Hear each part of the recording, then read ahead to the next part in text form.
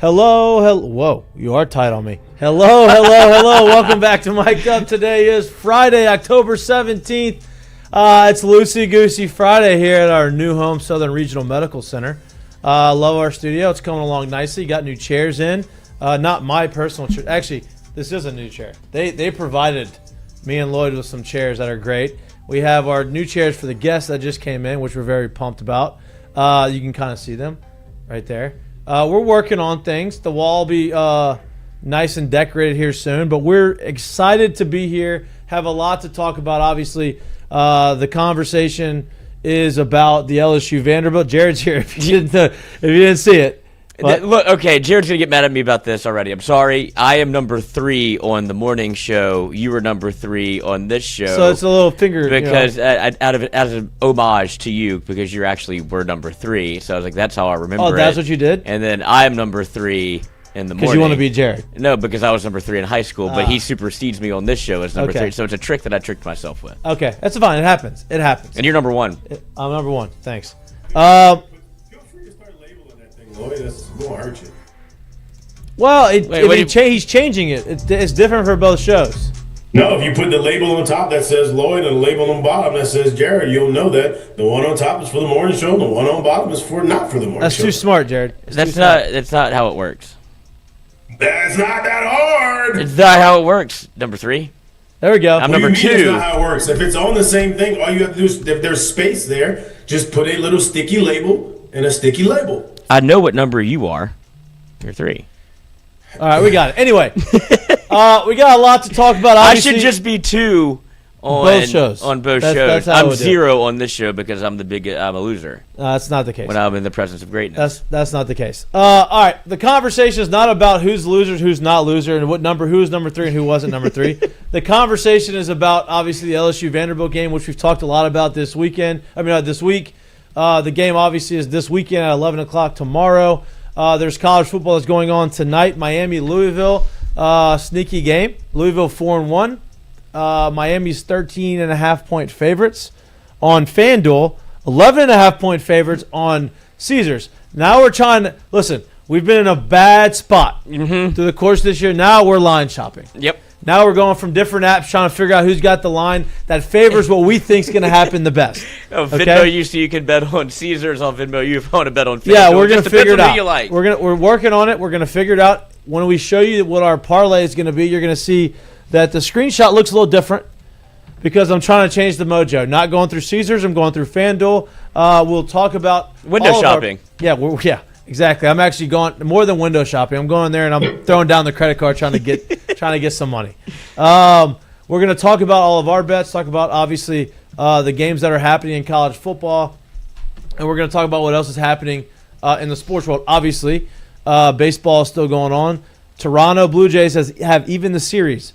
Seattle won the first 2 games in Toronto. Toronto has won the last 2 games in Seattle. They play Game 5 tonight. Pivotal game. It puts you in the driver's seat for the rest of the series before you go back to Toronto for the last 2 games if you need to get to Game 7.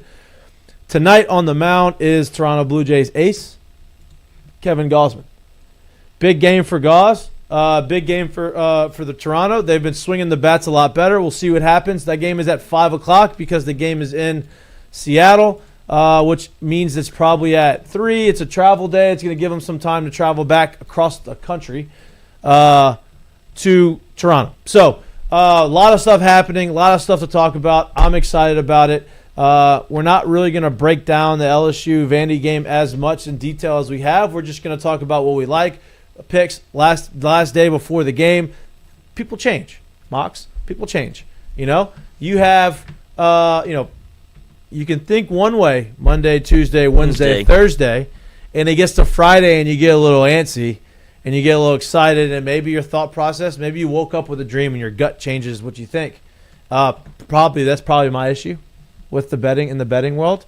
But we're going to talk about how we're feeling on the eve of the LSU Vandy game, where LSU is now underdogs by 1.5. Went from 3.5 to 1.5. Yep.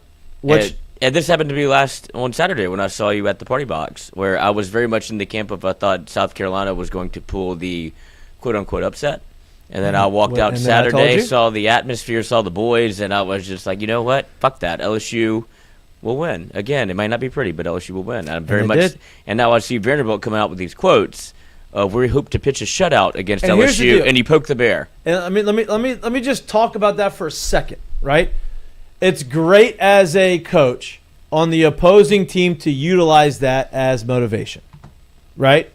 I don't fault those guys for saying that. Like, they're not coming out there acting like they're not being overly cocky. It's just they're confident in what they can do. And as a player, you're supposed to think that way and feel that way. And they didn't say they were going to shut them out. They said, we're itching for a shutout, which alludes to, oh, we think that we can shut them out. Fine. You should have that mindset. You should think that. But I, as a team that is being talked about, I like using that as motivation. And we'll see what happens with that. Week's still obviously questionable in a walking boot. The walking boot doesn't necessarily concern me. That's always precaution. The questionable status is a thing that I don't really know how I feel about. I in my gut, I think he's going to play. We shall see. Obviously, you saw Lloyd. Producer Lloyd's here on this beautiful Friday afternoon. You already saw Jared, our co-host, two-time national champion, once in football, once in baseball. Right-handed quarterback, which was a top 100 recruit out of the esteemed Westgate High in New Iberia, Louisiana. First-round pick by the Chicago White Sox. Played center field left-handed. Played quarterback right-handed. Pretty wild situation. Co-host Jared Mitchell joins the show. Appreciate you, Jay Mitch. You look good with the white hat. Look, I like the Nike ensemble. Looks good. Yeah, well, whatever. I just threw it on. Yeah, it looks is good. what it is. Hey, I'll be honest with you, dude. I kind of like a questionable. I like a good questionable designation because I usually feel like that bodes well for you to play. Questionable in my mind usually means we're going to take it easy on you with the work and the workload that you're going to get during the week. But make no mistake about it, I expect you to be in there to some capacity and hopefully to full capacity by Saturday and or if you're talking NFL football on Sunday. So the questionable does not bother me at all. It's when you get those doubtfuls, you're pretty much saying that, hey, he's going to miss all week. It may come down to, at best, a game time decision on game day, but it's looking like you're not going to play. Because if I can't get you out there and do anything during the week, and finally when we get to game day, that's when we're trying to have to figure it out an hour and a half before the game. Those usually bode for he's going to be a no-go. So questionable doesn't really mean anything to me. It's more encouraging to me than anything. But I feel good about Whit being able to play with the questionable designation, and I look forward to this LSU team. Yeah, look, you get the morning games going. I remember somebody I know very well used to always say, "Get your piss hot." So that's where we're at right now. You get that morning game going. You got to get going nice and early. We get LSU going with their first one nice and early this year. Like where we're at. I love it. I like it a lot. I like where LSU's at. Obviously, Whit Weeks isn't too worried about his status. He's shaving his head. I know drunk behavior when I see it. I think he's playing. I think he's playing. See, I would normally agree with Jared of his diagnosis of the diagnoses, where it's like if you're questionable, maybe you're playing. When it comes to the way that Brian Kelly breaks it down, that has not always been the case. Aaron Anderson was questionable. Was probable to questionable to not playing. Right. And so I just take what he says with a grain of salt. That's three different designations, though. I know. So he was probable on Monday. He moves to questionable, and then he moves to not. You know what I'm saying? Like if we slap questionable on you and it hasn't moved, and we're at Friday, I feel good about it. Yeah. Well, and look, I hope he plays. I think it would be a big thing. Obviously, Bernard Gooden still is doubtful, so he's probably not going to play. I think his injury is a little bit more severe. Not broken collarbone, which is a huge thing, but more severe than we thought initially. But before we get into the football conversation, I do want to comment for a little bit on last night. You had a couple things happening at the same time. You had the Blue Jays playing the Seattle Mariners in a big game, right? Blue Jays need to tie the series at 2 games apiece. You had Max Scherzer throwing for the first time in a month, who's 41. And on the other channel, really other streaming service, which I hate that you have to go back from streaming services, you had the Cincinnati Bengals at home against Pittsburgh Steelers. You had a 41-year-old quarterback in Aaron Rodgers, and you had a 40-year-old quarterback in Joe Flacco. I felt for a minute, I felt like I was in 2014, where you had an MVP on the mound, basically a Cy Young Award winner on the mound doing Cy Young stuff in the postseason, Max Scherzer, and you have two Super Bowl quarterbacks, MVP type quarterbacks, putting up MVP numbers and playing to the last second in a NFL football game on Thursday night. I was like, this is a wild, like, Yeah, kind of like a Twilight Zone moment. I'm like, surprised we're it's watching in HD. in 2025. We're watching Aaron Rodgers and Joe Flacco play for two different teams, but play high-level quarterback, and we're watching Max Scherzer pitch in a game and dominate in a baseball game. And I'm like, this is a wild. Made me feel good. Yeah, you know what I mean, maybe it brought back some good memories of that era. But it was both really high-level games. Obviously, huge win for the Cincinnati Bengals. Puts them squarely back in a situation where they can make a run at the postseason. They're a game and a half back of Pittsburgh. They got the Jets this weekend. Pittsburgh has it's a Not good this team. weekend. I mean, next weekend. They have the Jets next weekend. And then Pittsburgh has a pretty good matchup, a pretty good team they're playing against next weekend. And so, with Joe Flacco, it feels like the Bengals have a little bit more hope to kind of right the ship and get in a position where they are competitive. Because I believe that if they are in a situation that they can win, make it the playoffs, right, or in their middle of a run, I believe that man is going to be dressed back out and he's going to be playing. He looks like didn't he look like 6 years younger? Emo Joe. He looks like he's in high school. Don't waste my time on you. But let me ask you a question: is the play of Joe Flacco over the past 2 weeks? I think it's been like north of like 550 yards passing, Yeah, it's like 560 5 and 5 touchdowns. Yeah, like 5 touchdowns or something like that. Is that a little bit of an indictment on the Cleveland Browns or what? I think more than a little bit. I think that they said, "Hey, Joe, you're going to start because we don't really know what we're doing, and we're going to let you do what you're going to do on the offensive side, and then we're going to be such a bad organization and have such a bad scheme that we're not even going to put you in a situation that you can even utilize your experience and your intelligence to get us through games, and then we're just going to bench you because we're just going to go ahead and give our third rounder a chance at quarterback who's never done it, who's a rookie. And then we're going to trade you into the division to the Cincinnati Bengals because, we just I don't know whatever, just because. And then you're going to go and you're going to beat our big rival. Like, what a sequence of events. And yes, the Cleveland Browns are a dumpster fire, and I think that proves it. Hey, we're going to go there on a team that has been abysmal on the offensive side since Joe Burrow went down, with a team with an offensive line that's been the biggest issue. That's the reason why Joe Burrow's always hurt. It's because the offensive line can't protect you. But you got two superstars on the outside. You don't have your best pass rusher on the defensive side. And we're going to bring in Joe Flacco, and he's going to go and throw no interceptions in 2 weeks and average almost 300 yards passing and have 5 touchdowns. And he's going to beat the number one team in the division at home. Like, Browns, what are we doing? Like a huge indictment on the Browns, right? It's kind of funny. Look, I get it. You can't insert Joe anywhere and expect him to be doing exactly this. Obviously, having Jamar Chase and T. Higgins helps a lot. You got those two guys, but it goes to show you, like, I can tell you right now from what I've ever heard inside of the game from basically anybody who's had the opportunity to put eyes on Joe Flacco in person. One, he is a ridiculously large human, and two, much like when you talk about Aaron Rodgers and how he can spin it, everyone talks about Joe's arm talent and Joe's ability to throw the ball and how it comes out like an absolute missile. And it still does to this day. So when you have that kind of ability and those kind of weapons you get an opportunity to throw to, it's not that surprising that he's doing this that early. The indictment part of it is, well, if Joe's able to do this here, what on earth are y'all doing over there in Cleveland? Why on earth can't y'all figure it out? Why can that man look so bad and so old and so ready to go, and in a week later he can be doing what he's doing, and then 2 weeks later he can look like a top of the league type of Joe? Yeah.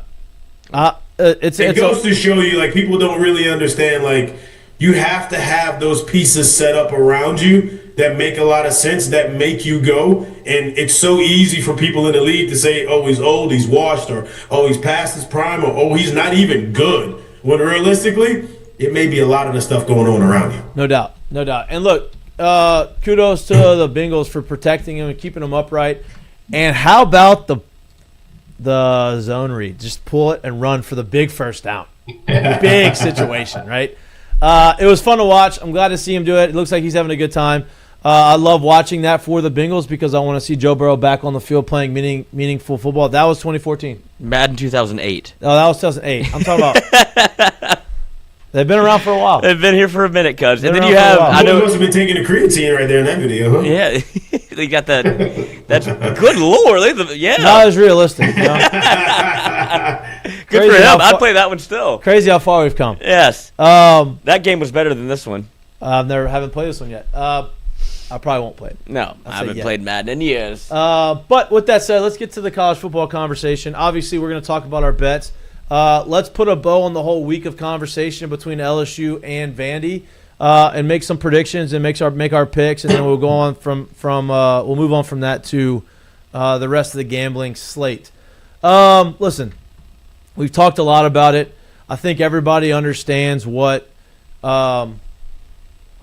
I guess is at stake, right? This is a game that you can go out there and you can make a statement if you're LSU. You can go make a statement if you're Vanderbilt. Like, it's a game that it's going to put either one of these teams in a different category the way they're looked at by the college football world this year. Vandy is obviously the hot team. They're the team that everybody wants to root for, the proverbial underdog always, even though they're favored in the game. Everybody wants to see them. Oh, my God, look at the story. Look at Vanderbilt do this. But at the end of the day, I think LSU's got better players. I think LSU's got the better depth. I think LSU is going to go in there and they're going to win. By how much, I'm not sure, but I do think you're going to see them take a step forward from what they did even last week in averaging 6 yards a game, 6 yards a carry on the ground. And I think you're going to see them cut down turnovers. You're going to see them get back to the offense that we hoped that we were going to see throughout the course of the year. But as Lloyd likes to say, show it to me 2 weekends in a row. I have to see it. I think that's what's going to happen. I've thought a lot of things throughout the course of this year, and they haven't always happened that way. But I got to see it. I got to see Nuss go out there and make the throws, be the same cocky gunslinger Nuss that we saw last week. I do think you're going to see that throughout the course of the game, and you're going to see LSU kind of play probably their most complete football game of the season. We said Bernard Gooden's not in there. Don't love that, but we kind of expected that throughout the course of the year. I do believe, with Jared, I do believe Whit Weeks is going to play. I think the defense is going to go out there, and they're going to play their brand of football. Crazy stat. Not crazy. It's not crazy stat. But in the first 3 games of the season, Mansour Delane was targeted 12 times. I think he only gave up like 3 or 4 catches in the first 3 games of the season. Since then, he has been targeted 4 times. And the other 2 cornerbacks have been targeted a total of 16 times. Obviously, everybody knows what Mansour Delane is and how good he is, and the tape is out. I like that Woodland and Pickett are getting more opportunities to make plays because I think they're both extremely talented. I think they've both shown you that they can make the plays. So with that said, I would look for this weekend one of those 2 guys to make a big game-changing play on the defensive side of the football. I'm not saying it's a pick 6, but something, interception, a big third down deflection, something, right? To make a big play and kind of impact the game because they're going to get opportunities to do that throughout the course of the game. But that's my thoughts on it. Jared, I want to give you your final thoughts on this weekend before we get to our picks and predictions. So this weekend, I suspect that I may have been, 2, I guess you can call it 3 with the bye week, 3 weeks early with my expectation of what the offense was going to go on the road and do. Man, I'll be honest with you, I fully expect this offense to show up and kind of show out this weekend. Like, I expect them to be a much better, much more cohesive unit. I expect them to finish in the red. I expect them to put up points. Defensively, yes, they're going to be great, but how much is it going to affect that defense if Bernard Gooden is out? How much is it going to affect that defense if Whit Weeks is limited? So I don't know those things and exactly what you're going to get out of this defense, but I expect this offense to actually show up and show out this week. Now, does that mean it has to be 500 yards? No. Does that mean it has to be 35 points? No. I expect them, though, to be efficient. I expect them to be able to run the ball. I expect them to be able to finish in the red zone. And I think if they do those things on the road, I expect them to kind of control and maybe even slightly lean towards the sides of dominating this football game. I do think they have the opportunity, the ability, and I think it's time for them right now in the year where this is that ball that gets rolling. If you're able to go on the road, which it's so crazy you can sit there and say this right now, at Vanderbilt and make a statement like this, I think you kind of put yourself back in that conversation of stop overlooking us. Yeah. Because right now LSU's in that spot where people overlook them. People don't think that they're that real. People don't think that they can score with the teams that can score, that are looked at as like the upper echelon of not only the SEC but in the country as well, right? And I think if you're able to go back and do those things this week, you re-announce yourself to the national stage as we are a contender and not a pretender. So that's what I expect in this game. And if they're able to do that, yes, this may be that 10 to 13 point win like I expected 3 weeks ago when they went to Ole Miss. And look, confidence is a crazy thing. You know, sometimes you just got to prove to yourself that you can do it. And you could then that it gives you a big building block, and you can build off that, and you can move forward, and you can continue to get better. Right? They hadn't really proven they can run the football until last week, and so hopefully they can use that confidence, and they can do it again this weekend against a better defense and on the road. So that's what I think. Lloyd, what are your final thoughts on the game tomorrow? I have a couple things pulled up over here on this end as we have. Is that what it is right now, currently? This was yesterday. Yeah, I'm about to pull up currently. And then this is currently. So you see the 42% of bets on LSU at plus 2.5. 90 what? 94%. No. But what are your thoughts? This is part of why I'm thinking. And then you see it change 1% to LSU plus 1.5. I think Vegas is trying to wrangle in a couple of more people and getting them on the side of. So a whole lot of money on Vanderbilt. I don't know if they know something that we don't, where it's like, let's get some more people to keep doing it, or if they're trying to make, I don't know, LSU fans nibble and get. But I do think that there is look, I've always been in the camp of Nuss. I want to see it 2 weeks in a row. I do not like what he said throughout this week. I don't like a quarterback that said he felt helpless at times. I don't mind that. I appreciate that's the most candid he's ever been with LSU and the media. Yeah. He's usually is like, this is how it goes, like the coachspeak.com. So I appreciate, but that tells me it's weighing on him more than I thought, where he has lost a little bit of his confidence, and you saw that in his play because he was limited in what he was able to do. I'm hoping, to use Brian Kelly's words, he's on the other side of it, that we're on the good side of it. And I would like to see that, but I need to see it again to be fully bought in on what this offense can do. What Vanderbilt does is they pressure the quarterback and stop the run. What LSU does is allow pressure and can't run the football.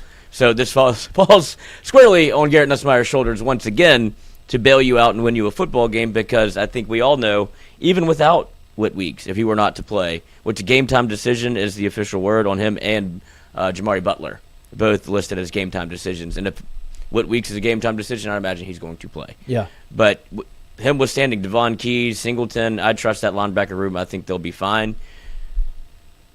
It just comes down to your offense. And if Nuss is more than 80%, I think you see a defense that is allowed to hold Vanderbilt and not really worry about Pavia all that much. They don't try to go fast. They don't want to go tempo, and then you get Garrett Nussmeier to be able to be above 80% and throw it to some of the guys and be able to stretch the defense vertically instead of horizontally. I would like to see that. Yeah, and look, I think that if Garrett, obviously that's been the storyline, not healthy, all these types of things. It's the only thing you can talk about. I believe that those comments that you did not like through this week, the reason why he's being more candid is because he does feel like he's on the other side. Sure. Right? Like, hey, I wasn't myself. I was feeling it because I wasn't able to do the things that I'm used to doing. He did the things that he's used to doing a lot more frequently in the South Carolina game. And so I think that makes me feel like he feels like he's on the other side of it, and he is going to be able to continue to do those things. But again, show me. Right. Show me. But I do think if he is, like you said, on the other side of it and healthy, you see a different version of LSU, because it was very close against South Carolina. You saw that where it could have been almost right a number, and it was 35, it was 42, whatever you want to call it. But at the end of the day, it was 20-10. Right. So let me ask you this question: in terms of what we feel like has hindered him from throwing the way we got accustomed to see him throw the ball, are y'all more in the camp of you think it's, if I gave you 50-50, what percentage are you at that says, when you keep saying show me, where do you think he is in terms of being able to show you that same guy again when you keep saying show me? Wait, what do you mean? What percentage do I think? If you need to see him do it again to believe that he's healthy, what percentage do you think that's actually going to show up, or that he's not healthy and you get not the same us or the better version of us that you got last week? I think it's over 75% that you're going to see him. So then you're not in the show me camp. Then you actually believe he's there. Yeah, but I still want to see it. Absolutely, we all want to see it. I mean, apparently, but the way y'all are presenting it is if y'all don't believe that he's healthy and he'll be able to go out there and if you keep saying show me because I gotta see it, that's basically what you're saying. If you're saying it's 75, then you're saying I believe he's healthy and I know he's gonna go out and actually be able to get that again. Now, can that stuff get to a different level in terms of what we're gonna do score wise? Yeah, if we're able to do it again, but you're basically saying 75%. I believe he's healthy. I believe he's going to show up healthy and do healthy things next week. I believed he was healthy after the Southeastern game whenever I felt like the arm strength was back, and then he didn't show me against Ole Miss. I do believe he's healthy in this game. I think the more the being healthy or not healthy, I think it was more of a mental thing for him,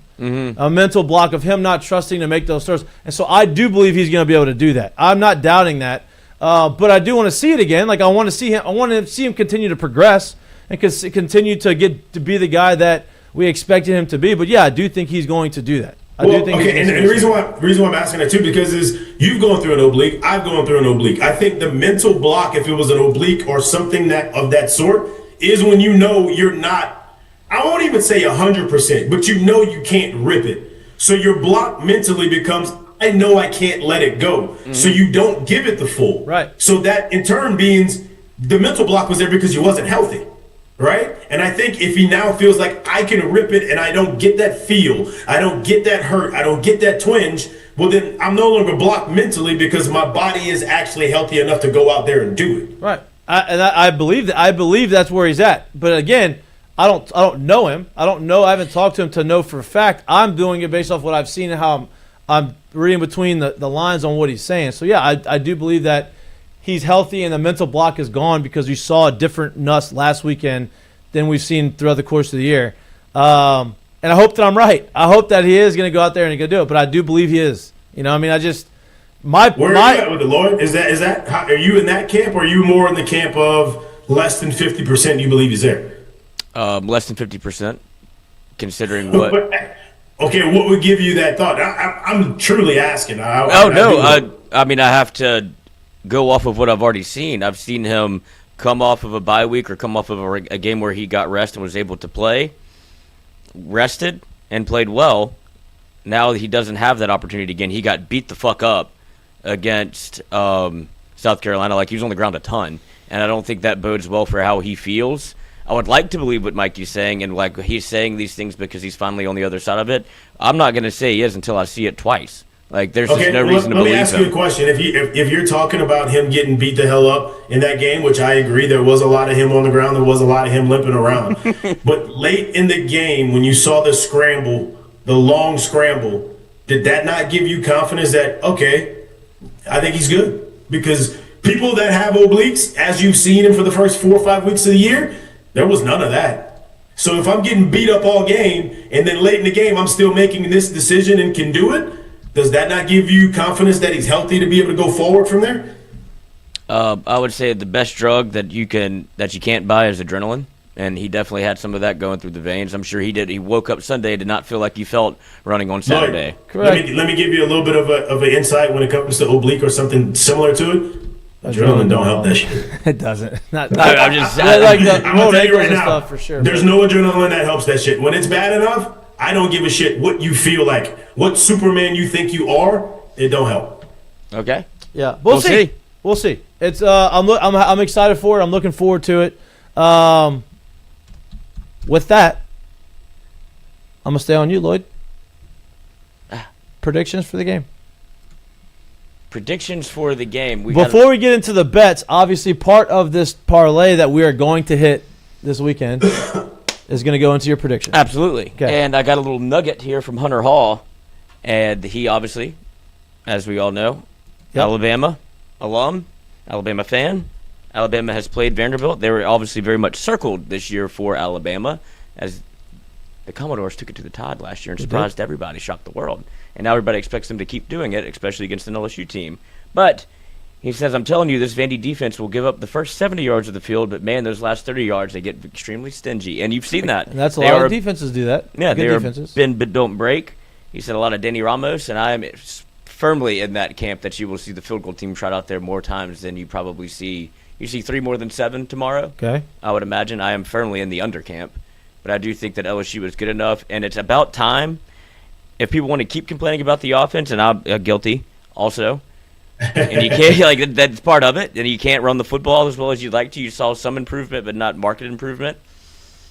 At some point, you have to give credit where credit is due and not just say, oh, well, the defense is what it is. The defense is elite. Yeah. The defense can win you football games, and if you are where you are right now and you're 5-1 and the defense has continued to only give up 10 points a game, I think LSU's offense is good enough to score more than 10.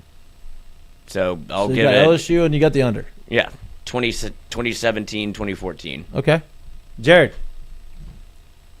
I think it's the coming out party. I already told you the reasons why. I will go 31-27 LSU with the win. And honestly, if you're able to get a pretty damn healthy and can stay in the game all game, Whit Weeks and Bernard Gooden, 31-24, 31-21. Okay, so you like Vandy putting some points on the board. You like LSU? 31-27. They're a good ball club. Yeah. I like LSU's offense to finally have its coming out party, but that does not mean at the expense of Vandy not being able to score. They're a good ball club, fellas. I agree. They're well coached. They're playing at home. They're a confident bunch. They're a cocky bunch. They're going to score. You ain't going to sit there and not do anything. They're not going to run around and not do anything. I think they've gotten to the point to where that's how they play ball. That's the brand of ball they were able to play. I expect them to see more of that coming from them, but I expect this offensive LSU to have its coming out party, and here we go. Yeah, I do think the offense is going to look the best we've seen it all year. I think the game's going to go a lot like the Alabama Vanderbilt game went. Vanderbilt doesn't run a high-paced offense. They don't run a ton of plays, so they're going to try to control the clock. I believe that they're going to try to methodically move the ball. I think they are going to move the ball a little bit. But I do believe that LSU is going to create a couple turnovers similar to what Alabama did. That game was really close up until the last 13 seconds where they made it 30-14. I believe LSU wins the game. I do think the under – what's the under, 43? Over-under? Yeah, what's the under? 48.5. No. Is that what it is, 48.5? Yeah. I do think the under is going to hit. I think it's going to be very similar to that Alabama game. I think 24-17 LSU. A field goal at the end of the game or towards the back half of the game to kind of like put them in the touchdown deal. Nice. Wait a minute. It's a good way to wrap it up. Well, I'm saying like you're up 21-17. You drive down there. You get stopped. You kick the field goal. Do what you did against South Carolina. Yeah, you go. You just Make it a 2-score game. That does make it a 2-score game though. That makes it a 7-point game, 24-17. Yeah. So You'd rather them score a touchdown there. yeah, let's make it. 27-17? Nope. I don't want to go that much higher.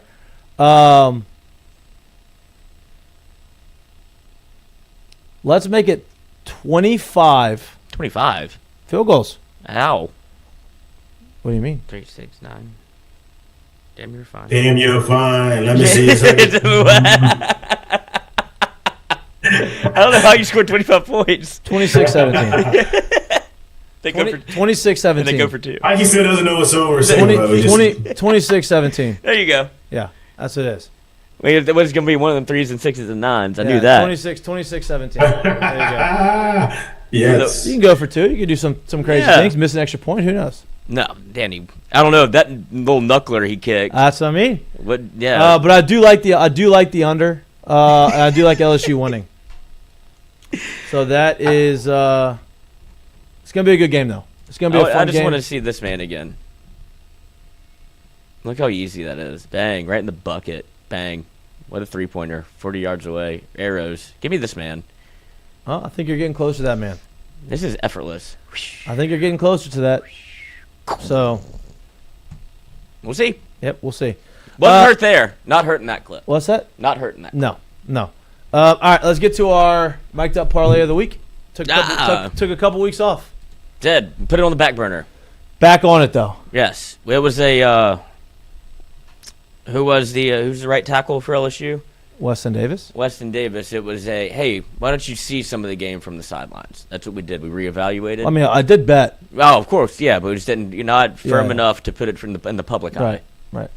Okay. This one is in the public eye. We talked about this game, and we rarely do this. I will lead it off with my first pick because Jared is on the other side of it. That's fine. LSU, when you look at the numbers, and I will pull them up if you'd like to see. There's one thing I'd like to highlight. When you go to this betting part over here where it says over-under, LSU, 0 overs hit, 5 unders hit, and then I think this number is a little inflated at 48.5. I guess because they look at how Vanderbilt has scored the football, they have hit the over 3 out of 5 times, and scoring 43 points a game. But their, I guess, opponents have not been the best in class, and they've racked up a lot of points against bad defenses. So I will say LSU, my first pick to start the parlay off, is LSU at 48.5. If you do shop around, you can find it at 49.5, and that's where I have it. But for the parlay of the day, of the that's week, what I got at 48.5. and it's at 48.5. 48.5. Under. I like it. Obviously, I'm on it. It's if you're going to stay true to what the numbers have been so far. The unders have been hitting. I think it's a combination of LSU having an elite defense and an offense that hasn't scored many points. But both these teams are really good. I think, like we said, it's going to be a good game. I believe it's going to be closer to that LSU. The Alabama Vanderbilt score than some crazy 60. Now look, if LSU scores 35 points and we lose this, I'm okay with that. That's what's crazy. I'm okay with that. I asked Rohan the same thing. I was like, kind of what I asked y'all on it was Monday or Wednesday. It was like if LSU loses in a shootout, and it's like you see signs of life from the offense. I don't think that's more important than winning, but it would. I think everybody would take a collective sigh of like, okay you can run the table. Yep, we can do it. We see the offense. All right, pull that back up. I will pull this back out. All right, so the top one is Jared's pick. You want to go? Yeah, I'm here, baby. So I got Louisville at Miami. I think this is a sneaky one, probably a very good ball game this week. I'm taking the over of 49.5. Look, I don't know if one remembers, but there's a name floating around that plays quarterback for Louisville that I feel like has been around college ball since COVID hit. Miller Moss is the starting quarterback. If you remember him at UNC, he is the starting quarterback at Louisville. This team is humming. They're playing well so far. They're 4-1 on the year. Their only true road game was at Pitt, where they put up 34, and they put up no less than 27 in every single ball game they played this year. We know who Miami is. We know the train that's rolling over there, and we know how things get going when the U is a good team in college football. I expect this to be a hyped game. I expect this to be a great game and an offensive game, and I expect this over to hit sooner rather than later in the game, possibly with Miami actually taking the win. But I love the over in this one. Give me that. Give me the old quarterback. Give me both of these teams scoring. I love that one. I like that too. You talk about first, the only true road game was at Pitt. Pitt just went and beat Florida State. Yeah. That funny enough, you mentioned that. That is the who's the quarterback there from Boston College? Castellanos. Did the same thing last year. Boston College got off to like a 4-0 start, 3-0 start, beat some pretty impressive teams, and then they fell off. Yeah, and so that's just what he does. Yeah, because that team goes as he goes, and they were a Heisman candidate. He's running for 500 yards a game, then he just falls off the mat, and then he gets in a fight with his teammates, and then he quits. Great, but first 3 weeks, TBD on that last part. That's right. But this wasn't about the Florida State. It was more about Pitt. They're obviously a formidable opponent. So Louisville going to Pitt, scoring them out, the points that they did and beating them shows that they're a very, very capable offense. So, look, Miami doesn't play any ranked teams for the rest of the season so far, like currently ranked teams. I believe this is going to be a tougher matchup than Vegas is saying it's going to be. They have Miami favored by 13.5, but I do like the over. So, love that pick. And so now it's my turn. My turn. I'm going to take the over 43.5 Missouri at Auburn. Missouri, obviously a good team. They gave Alabama everything that they wanted. They're playing on the road at Auburn. I believe Auburn's in a situation where it's a little bit desperate for that staff there. It's an offensive staff. They didn't score a ton of points at Texas A&M. They've been in a lot of close games. I think this is a have-to-have-it type of game for Auburn. The line is 1. It's a pick 'em, 1.5, I think. Maybe is it 1 or 1.5? I think it's 1.5 actually. It's a gotta-have-it for Auburn. 43.5 is not a ton of points. I believe that they're going to score some points. Missouri has shown that they're able to score some points with their quarterback, and so I like the over hitting in that. And I like our parlay, which on FanDuel, if you take the same 3-leg parlay, plus 567. I believe it's probably different odds on different sports books, but that is our pick. That's our pick. Those are our bets. That is what's going to win you some money. I guarantee it. Gotta have it. Gotta have We're it. in a gotta have it situation. My bank account, my FanDuel account, my Caesars account, all in a gotta have it moment. So, need to make it right. In other games around the country, or really other SEC games around the country, lot of interesting matchups. Obviously, the biggest matchup of the weekend is game day is at Georgia. So Georgia's playing Ole Miss. Ole Miss at Georgia. I believe Georgia's favored by 6.5. Is that correct? I think Georgia wins that game. I think Georgia takes care of business against Ole Miss. I think Ole Miss is good, but I think that they win. Do y'all agree with that? Yeah, I like Georgia in that game. I like Georgia to win that ball game. I think they'll do what they need to do to get a dub there. I think they play well at home. Obviously, they've lost one at home this year, but I think they'll be fine in this one. It'll be a good ball game, though. I love to see Kirby and Lane go at it a little bit. Apparently, they've been giving each other a lot through their own texts and through personal lines. And obviously, Lane said and done the thing that he's done in the media. So, Lane's doing him, but I like Georgia in this ball game. You know what other game I really like? Interesting to see Ole Miss as, for being ranked where they are, a 30-23 win at Kentucky, LSU. a 41-35 win over Arkansas, a 45-10 win over Tulane. That's the outlier. Every game has been a one-score game. Right. Ole Miss wins at home against LSU 24-19, 24-21 over Washington State. So, what's the spread? 7? 6.5, I think. I mean, you would have to think that Ole Miss, while they may not win, they should cover. Right? Ole Miss? Mm-hmm. Oh, yeah, Georgia's favored by 6.5. Yeah. You're based off of that, you would imagine. They played everybody close. Like, it doesn't inspire. And now, if it was Ole Miss giving up 7, I think everybody would hammer Georgia. Well, I think it is actually at 7 now. You're right. Yeah, I would take it. I would take Ole Miss at 7. Just not to. I don't think they win, but I do think. Well, all the money is on Georgia. Is on Ole Miss. Really? 96% of the money is on Ole Miss. Good. I'm confused. I think this website has a little glitch. Okay. Because you're looking at that. I have not seen this much discrepancy in this many games. Ole Miss, 98% of the bets, or 96% of the bets. Vanderbilt had over 90% of the bets. 94%. If you go look at percent of the money, not the bets. If you go look at the Oklahoma-South Carolina game, which is the other game that I want to talk about, I like South Carolina covering this. It's 4.5 or 5.5, I believe. They're playing at home against Oklahoma. I don't think Mateer is 100%.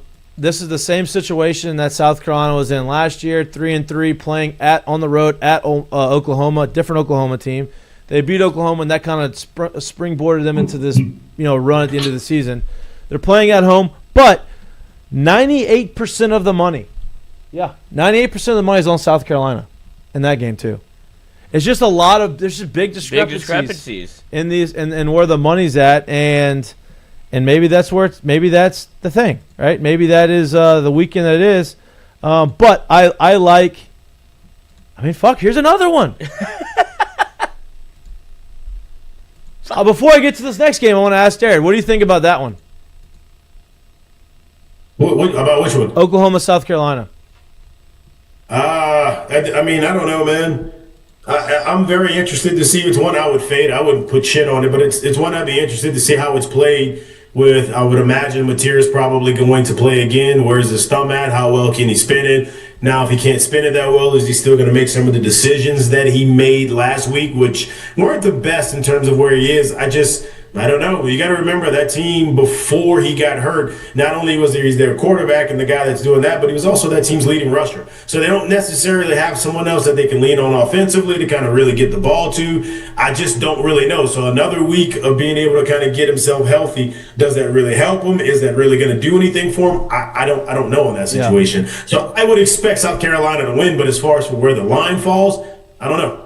Yeah, I mean, South Carolina, if South Carolina wins that game, it has to be a great win, but I think they definitely cover the spread. The other game that I said, here it is again.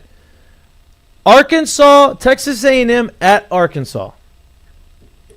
Arkansas they're 2-4. They have played a lot of close games. They've scored a bunch of points. They can score points. Petrino is an interim coach. When Petrino was the head coach back in the 2000s, 2008, 2009, 2010, or whenever those years were, he was undefeated against A&M. A&M just couldn't beat him. A&M is undefeated, riding high, playing really good football. Going on the road to Arkansas. Spread is 7.5. I've talked about this game since Monday. I really like Arkansas covering the spread. 96% of the bets are on 96% of the money is on Arkansas. I find this hard to believe. So I'm saying there's a lot. We've been using this for years. It's never looked like this. It's never looked like this. So very intriguing. Yeah, I mean they're not all the games are that way. I can't look at it anymore. My computer died. Nice. But yeah, I mean that's very interesting. I mean, I'm looking at a different website, playerprops.ai. Hey, watch out now. It's a hot little Asian girl that's not real, little anime girl.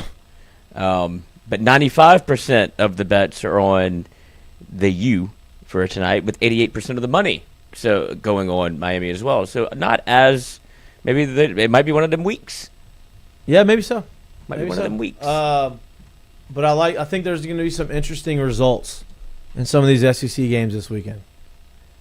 I really do. Well, yeah, I mean, that's what's surprising to see, like teams being leveraged so highly in the public, is because it hasn't worked out that way throughout the year where anybody can win at any given. It's any given. Literally, Netflix is great. It's any given Saturday. Right, yeah. And so if you're trying to find, I would go against the public every time right now, because it feels like Vegas has sharpened the pencil very much on college football because of how much it is moving the needle. It is as big as we thought it was, just because we cover it.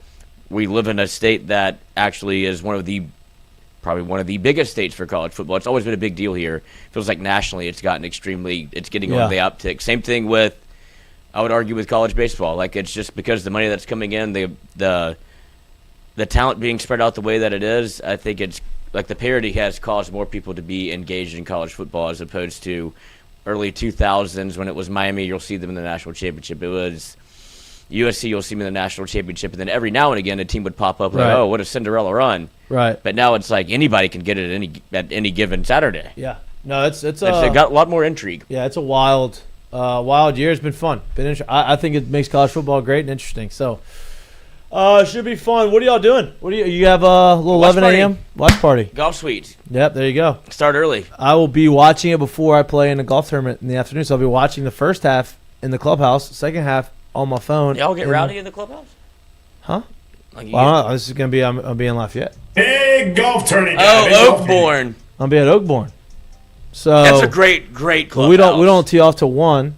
So obviously get there early, get a spot in the clubhouse, watch a nice little part of that game. Act like a degenerate. He's gonna be throwing money around. Gotcha. Yeah, he's gonna be. Yeah, go ahead and act like this is about to be all cool and chill. Gotcha. And I'm gonna have the phone in my. He's gonna be hitting on cart girls. He's gonna be embarrassing himself. No, I don't do that. That's people who don't play golf. That's right. You know, act like I've never seen a woman before. Yeah, like, come on. It's not a zoo. No, listen. Don't go out there and be a professional. Be a professional out there. Right. You know what I mean? Jerry, what you doing this weekend? I ain't doing shit. I'm right here, baby. There you go. Posted. Hell yeah. About as many split screens as I could possibly put on and watching as many ball games as I could possibly watch. Hey, how's How's Mo feeling I ain't after sorry last about night? it. Huh? How's Mo feeling after last night? What What happened? do you mean after last night? The Steelers. Oh. Oh boy, I wish you could have seen that train wreck. Good I God. bet. I'm sure she was not very happy. Did she get like real fired up about it? Like I've seen her. I noticed that she used to, but I didn't know if that passion was still there. Because have you seen her Twitter? That's It's what 10 times worse in person. What do you It's do? 10 times worse in person. Do you just go to the other room? Oh yeah, you watch football somewhere else now. I can't watch football. You go over there. I mean, I be over here. You go over there. let me ask you. Put my headset on, play a game. I want to ask you this though, because I know how I thought about this. Right, like when it happened. Whenever Aaron Rodgers threw the touchdown with like a minute and 20 seconds left in the game to go up 31-30, in my head I was like, damn, the way Flacco and the boys have been moving, I was like, that's a lot of time. 3 timeouts. No, it was before 2 minutes left. It was over 2 minutes left in the game. I was like, man, that's a lot of time. Three timeouts plus the 2-minute warning. Like I felt good about them going down there. But as a Steelers fan, how did she feel about? Damn, we just went up. Did she feel like, oh, we have this game locked up, or did she feel like, oh, we're gonna lose? Okay, so I can answer that to you by indirectly answering it and giving you a different scenario. Middle of the game, if she got a chance to see the Bengals take a 5-yard run up the middle, it's Jesus, what are we doing? Why are we giving up so much on the ground? Flip it the very next possession. If the Steelers got 5 yards on the ground, it was. So she was just negative town. Oh, good God! Debbie. All the way. So she had no hope of winning after that shit. Oh, too much time. She didn't even talk about it. I already knew kind of how she felt at that point, but it's just Hey, world Aaron against Rodgers. us, angry call. Aaron Rodgers still got his fastball though. You think? Good Lord. That touchdown to Frymuth was a laser, going opposite direction and just That's 42 years old. safety out of position, but kind of tried to get back under position, and ball still had enough velo to where I was like, I can't even jump. Like I'm in too awkward of a position because I'm out of position to be able to try to make a play on it because this ball's got too much steam on it. Like, Is he the What's best? what's below the waist may not work the way it used to earlier in his career, but everything above them is high all cylinders. Like it is clicking, and I'm not sure it's ever going to stop clicking. no, He's got no. erectile dysfunction. I knew you were gonna go there. I knew you were gonna say that. I knew it. I didn't know what he was talking Yeah, about. they got stuff for that. I think he can still move around a little bit. Oh, really? So that's what you're worried about? I don't really know if that's what you're talking about. Joe Flacco can move around. Let's prove that. That's the Garrett. If Flacco can do No, it, can we stop? Garrett showed you he did it last weekend. He did it last weekend. he looked like he was looking for a sniper. But he ran for 23 yards on that one play. Career high. Career high. He ran for 30 yards in the game. Maybe more than that. 30 yards. I don't know how many yards he ran for. He Because they have sacks, so I don't know. Yeah, But he didn't get sacked. he did not. Zero So- sacks. Whatever. 30 yards rushing. Yeah, gonna be an interesting game. All right, let's get to the second mistake of the day. I have the mistake of the day. I know you I don't do. know if people have seen Also, Aaron Rodgers threw the ball 70 yards. 70 yards in the air was insane. 69.8. Jesus, get it right, fellas. Don't tell lies. I like you. Just sometimes you add a little bit. He's earned it. Speaking of not earning it, somebody who has shoehorned their way into Bill Belichick's life is his girlfriend / his muse, whatever he likes to call her. Confidant. This was hard for me to watch. His little bunny rabbit. It's very hard for me to watch. This is leaked audio and video of a production meeting where she was not invited, mind you. She showed up thinking that maybe he might need my help with this, and it's some NFL Films, which I feel like they know what they're doing. Honestly, this is something I've done before. We could use Adobe Photoshop, and honestly, this is something I've done before. This is a brutal when she watch. says, I don't have any real graphics experience, it's like that's kind of the beginning and end of this, That's my kind bro. of what it's crazy. Why is everybody just letting her go without somebody going, hello, we are all creating something, and you're while your input seems very important to you, it's less important to me, the guy whose job it is to finish making this thing that you are actively getting in the way of right now. So we'll try to fix the things you're asking for, but I need you to get out of here so we can record with these two, because I only have an hour left of this studio. It also seems like Bill... But they're not going to show the one. So the one I can pull that one up, yeah. Was with KFC Barstool. It was like his thing. It was them basically talking about game plans and how they're going to. He's going to structure out, like, I guess, the memo or the game plan or whatever. The graphics of. And she was like, I think this is overkill. You don't have to say, keep them out the end zone. I think that goes without saying. And I'm like, hello. Okay, well, like, keeping them out the end zone. So Bill Belichick's like, look, they're a good offense. They're the number one offense. They're going to move the ball. They're going to get into the red zone. So instead of scoring 7, it's important. Part of the keys to the game is to make them score 3, right? And she goes, I think that's like understood. Like, don't get them in the end zone. Like, is that just pertaining to the red zone? Yeah, so it should, like, should it say red zone there? It's like Bill Belichick knows what he's talking about. He's talking about football, and this is what you're talking about. This is a little clip. Yeah. Behind-the-scenes footage from the set of Coach at NFL Film Studios. There's Belichick, there's Patricia, there's Jordan Hudson. Is my voice cracking? And I think you'll get here a pretty decent sense of the dynamic at play. Is it necessary to say keep them out of the end zone? Because I feel like that's pretty self-explanatory on defense. I don't know if there's like an additional point. Yeah, it's a 100%. 100%. But that applies to all defenses. Well, no, but we just said that the Cowboys offense is the best offense in the league. They have the most yards per game. So they're going to get the ball down there. We know they're going to get the ball down there. Preventing touchdowns and forcing field goals is going to be a key to the game. I mean, we could say it differently. Is that red zone specific, conceptually? Well, red zone specific conceptually. Well, first of all, Jordan, they're not kicking field goals from the other 35. So I don't know. They got Brandon Aubrey. So, like, hey, onto something. Like, they're also not.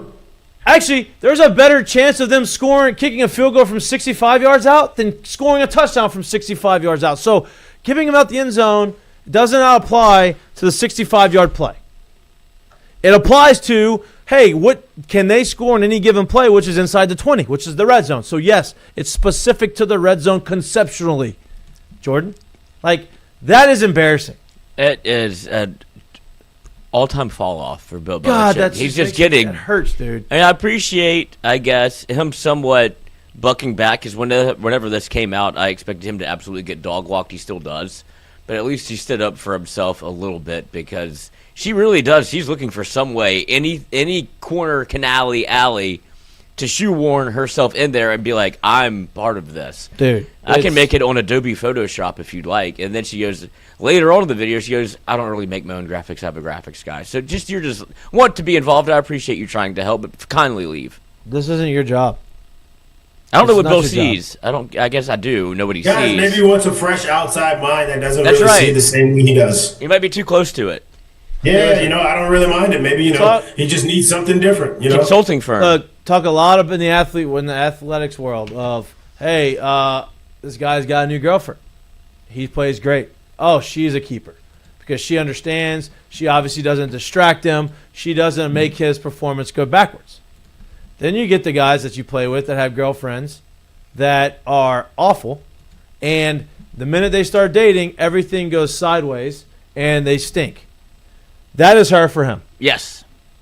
And she is a detriment to Bill Belichick. And it's already happened. And I'm sorry I'm sorry, but that's the case. And it's a shame to see. What do you think they're going to be for Halloween? Ball and chain. She posted already or something? No, Oh. but Bill loves to dress up. I don't know why. It's kind of like his deal. Yeah. I mean, he did the... That's when Randy Moss invited us to the Halloween party. It's a great holiday. Yeah. Yeah. Dress up. That's He it. came in full regalia. That's it. As a pirate. Yeah, you're right. And then he also did the photo shoot with her where she was a mermaid and he was a fisherman. If you remember that. So he loves to cosplay as something other than Bill Belichick. I wonder what the bedroom's got to be interesting. I don't want to think about that. All right, curtain calls. How about we that? saw him on the door. We saw him on the ring camera. What? Hey, yo. You don't remember that? No, I don't. No, Whenever he came no. out the crib. No, I don't. Curtain call. No, I don't. Curtain call. I can find it if you want to see it. Curtain call. No, I don't know. Curtain call. 2. This made me feel old as shit. You talked about a little bit of like Rodgers and Flacco nostalgia. I will give you ALCS, Big Papi, with an elite call from Joe Buck. 4-4. Ortiz in a deep right field. Back in center field. We'll see you later tonight. That was 21 years ago. Yes. That blew my mind when I read 21 years. I was like, it could surely not. And like, man. Surely it was. Surely it was. I mean, how old were you 21 years ago? Old enough to not be happy about actually having to recite it. Yeah. 15. Yeah, I was. Yeah.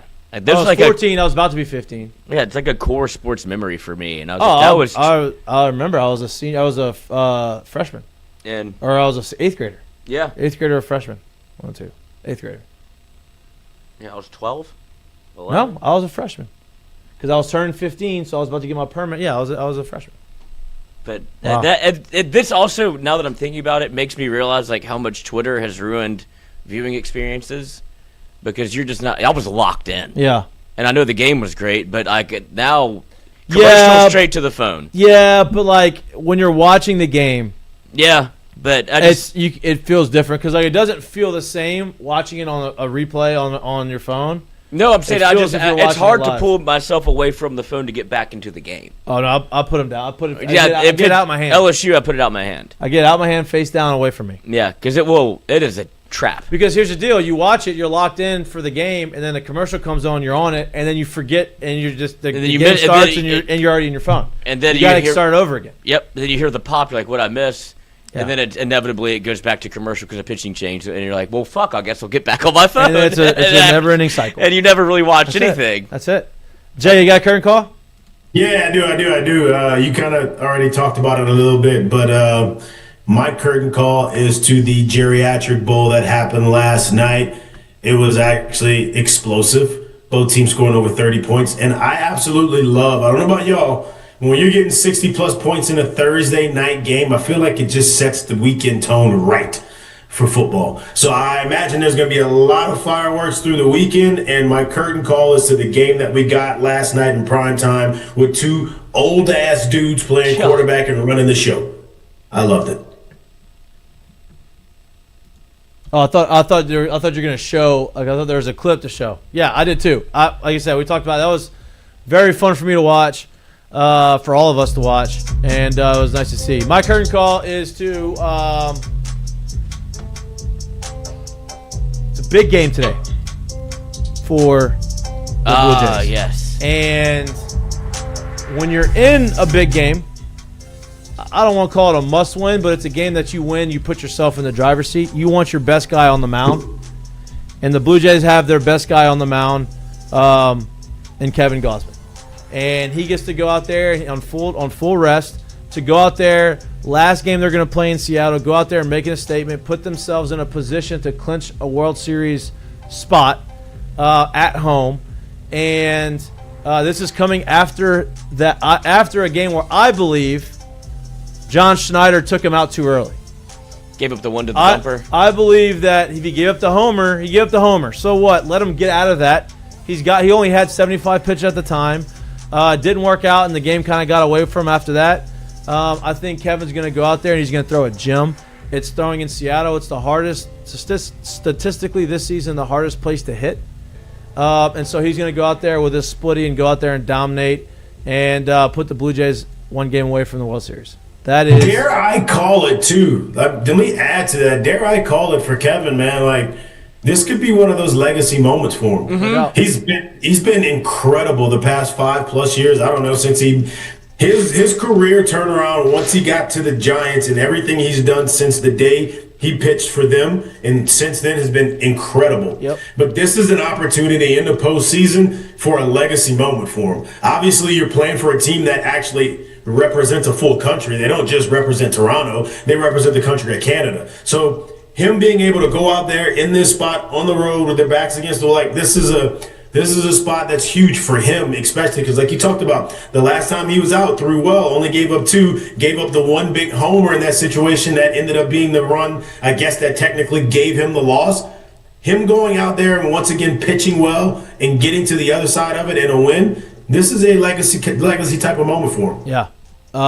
It's just, look, he's put himself in a really good spot with the Toronto fans, right, with Canada, because he's been great ever since he's been there, and he's been even better the back half of this season, second half of this season, and down this stretch run where they had to have him when they were trying to win the division. He's done that. He's been great in the postseason. He's been very well received by the Toronto fans, and so if he goes out there and he dominates like I think he's going to dominate, puts them in a position, they go to a World Series, he's going to be able to do whatever he ever wants to do in Canada. Yeah, because I was just going through this post that I was on Twitter, so I was going through like the comments. I didn't know what to expect, how it was going to be received after coming off a Game 1 loss. Total opposite of what I thought they might be saying. It was, if the bats were in Game 1, Gosler would have got the win. He pitched great. Don't remove him too fast this time. Time for redemption. Go Blue Jays. Please don't let him down. I mean, they're on him. Yeah. They're on his side. But that was great to see because I know how Twitter can be, but they fucking love him. Yeah, they love him. And I can't wait. The game's at 5, so I'll be able to, we're going to watch it tonight. All right, that's all we got for you today on this beautiful Friday. Feel good Friday. Enjoy the rest of your night. A lot of college football games on. A lot of, obviously, the Major League Baseball game that we just talked about is on Great at 5 sports o'clock. year. Great sports day. Moment. Great sports weekend. Enjoy the mimosas in the LSU game. Yeah. Bloody Marys, if you like that. Enjoy your weekend. Vodka. Should be a nice one. Please like and subscribe to our YouTube channel if you can't watch us, but you like listening to us anywhere you get your pods. We love y'all. We appreciate y'all. We'll be back Monday live in studio from 6 to 8-ish talking about LSU's dub. See you on Monday. Enjoy the weekend. Peace. Give it to him. Damn, we ain't getting see, it's the microphone. The microphone. Get it higher. We did, It's over. Love You y'all. one take 10 minutes. All you get. That's right. It's up to the gods.